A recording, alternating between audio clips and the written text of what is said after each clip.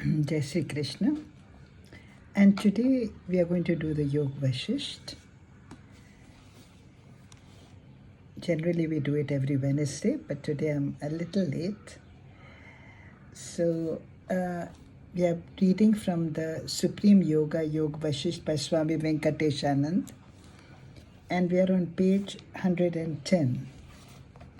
And here he's going to talk about the all-powerful mind.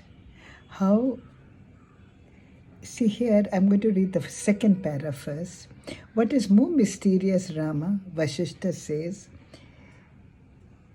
than that the mind is able to veil the omnipresent, pure, eternal, and infinite consciousness by making you confuse it with this inert physical body. So what he's saying is the mind is so powerful that in fact it doesn't allow you to see the truth.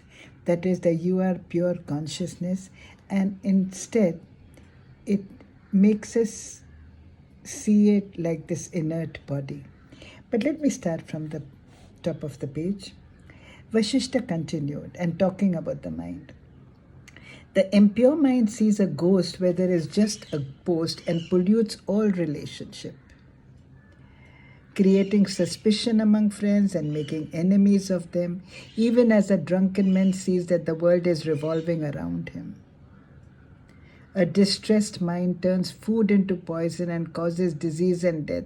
The impure mind, laden with tendencies, is the cause for delusions, manias, and phobias. The mind is responsible for all these phobias. One should strive to uproot these and discard them. What is man but the mind? Mind is the whole world. Mind is the atmosphere. Mind is the sky. Mind is earth. Mind is wind. And mind is great. Only he whose mind is foolish is called a fool. When the body loses its intelligence, for example, in death, the corpse is not said to be foolish. Yeah, when a person dies, nobody says, oh, the corpse is foolish. So then we said, what is foolish? It is the mind.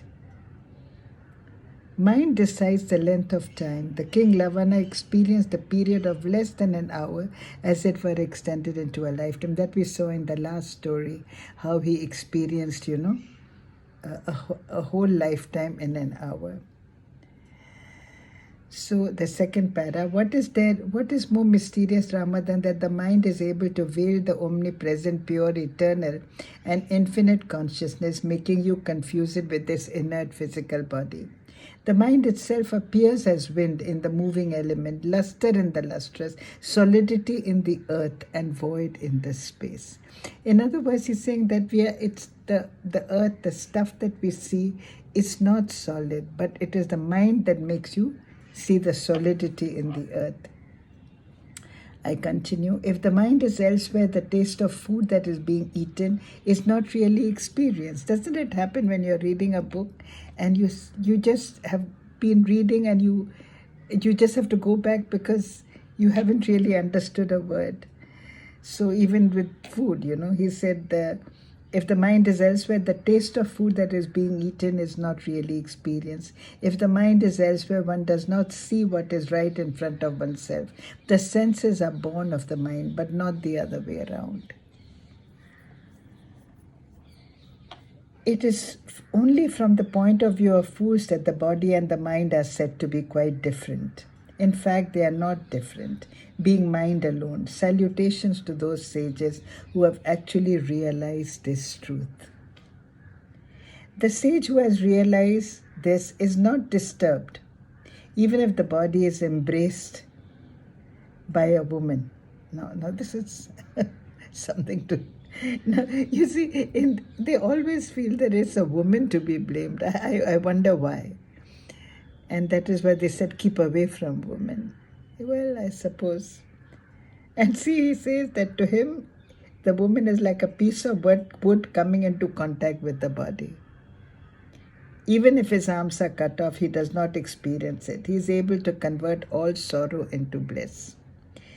Just as an actor is able to portray in himself the character of different personalities, the mind is able to create different states of consciousness, like waking and dreaming. How mysterious is the mind which is able to make the king Lavana feel that he is a primitive tribesman, that we saw in the last story.